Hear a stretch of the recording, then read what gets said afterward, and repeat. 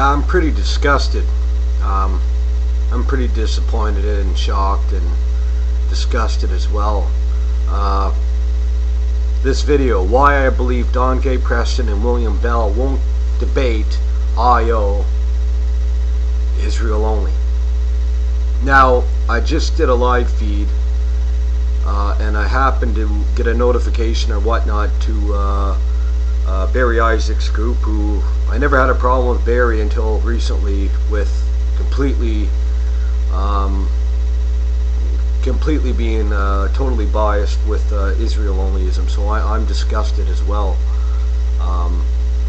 But Barry says disappointment and shock of the year nomination goes to brothers Dr. Don K. Preston and William Bell for refusing the formal, quote, team debate wouldn't be live streamed. The offer put forth by IOR Michael Bradley. And he says, to me and many others in Cyberland, this was a golden opportunity or a chance of a lifetime to slay the dragon. Once and for all, destroy the Israel-only view from a full preterist perspective, yet sadly not even a word or explanation as to why not, etc. And I made a couple quick posts. First I said, they have bigger fish to fry than Bradley. My second comment was Bradley couldn't even get past Michael Miano, and he's demanding Don debate him. And the most important comment was, have you seen the way these IO guys act and conduct themselves? Barry Isaacs. Question mark, question mark, question mark. Don before has turned down debates from other nobodies and wannabes like Michael Bradley, but wouldn't debate because of gross attacks. Can you blame him, Barry Isaacs? Are you oblivious to what's going on in your own group? Are you oblivious? The way these guys can... Don, I've seen Don many times. He was challenged and he said, I will not debate this person because of they've attacked me in email correspondence, this or that, or the way they conduct themselves.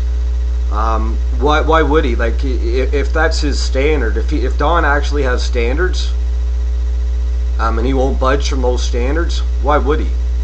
Why would he? A second reason would be their liberal critical method of interpreting scripture. They seem to, from what I've been hearing and seeing, they're taking the liberal critical view of scripture, which says, well, the promises, the covenantal promises we see in the prophets, Abraham, the Davidic, the New Covenant, they were all fulfilled after the exile, after the captivities from 605 to 586, when they came back in 515, when they came back into the land. So the New Testament writers interpreting these Old Testament promises, what do we do with that? It's like two ships going past each other. It's like debating an atheist. How can you debate a deist or an atheist when the playing field's not fair? Or how can you debate a Mormon when the Book of Mormon is just for show? Even in the introduction of the Book of Mormon, it says the most inspired book on earth. I mean, the Bible's just for show. How can you debate when you have two different standards? They have the liberal critical understanding of Scripture, which pretty much says Scripture's a joke everywhere. Yahweh was just a tribal god. All of this stuff. Isaiah wasn't an 8th century prophet. It's just liberalism galore. How can you debate someone with that view? It wouldn't work. And I think Don sees that, and William sees that, that they hold to this. I don't know if Bradley does, but from what I've seen from a lot of them, they say, oh, the promises, oh yeah, they've been fulfilled after the exile. And different liberal understanding of Scripture. You can't debate someone if you're a conservative or even a moderate believer in the text of Scripture, and you use the historical grammatical method instead of the critical method. there's going to be a problem in any type of discussion, let alone a debate. And the last point would be I.O. has already been refuted by Joe Daniels. Robert Stature challenged DeCosta, probably Bradley too, I guess. I just started following a bit of this recently. But Joe Daniels, on his article on Cornelius, and the Greek word there for Cornelius, destroyed them.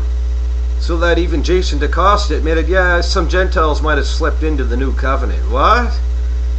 Yeah, really? He completely refuted them. Then on YouTube, you have these two guys that are probably Michael Bradley and this other fella.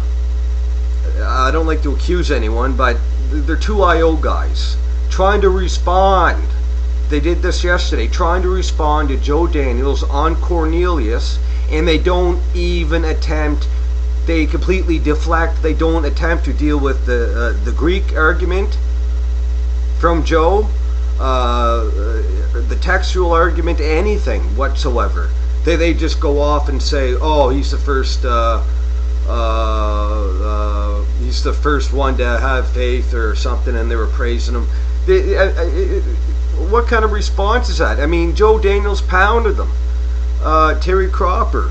But Robert Stature and Joe Daniels, they've defeated Israel-onlyism, which is nothing new under the sun. It's British Israelism / two-house theology, which goes back a long ways.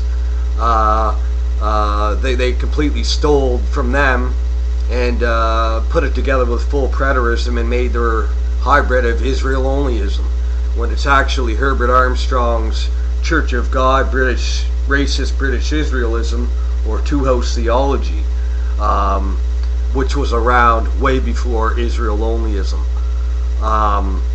So that's why I don't think Don will debate these guys.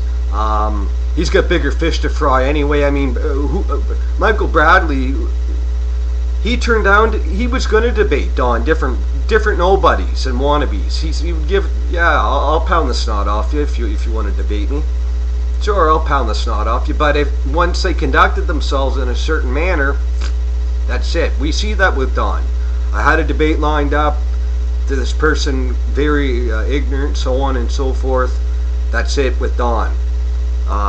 With whether it was a dispensationalist who he can handle, he handled the top ones in the world, or a post-millennialist or all-millennialist. If they don't conduct themselves properly in discussion and whatnot, that's his standard. And so that's why I think that they wouldn't debate. I mean, they have bigger fish to fry than Michael Bradley. Michael Bradley. Yeah, but that's it. But yeah, I'm disappointed with you, Barry. And I always like Barry. Disappointed with you. I'm actually disgusted, actually. I left the group and I rejoined it, but I'm disgusted with the way you're letting these guys run rampant and just complete gross misconduct and attack mode. Just let it fly, man. Let it fly. Completely disappointed with you, Barry. Completely disappointed with you. And I offered to step up after debating Whitsett, but Bradley, he wants to make a name for himself. Well, I debated Don Preston. Don's got bigger fish to fry. Debated all the top scholars in the world on every eschatological position. I don't think he's scared of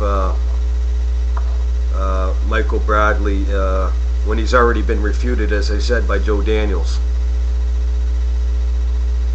Nothing new under the sun with these guys, people.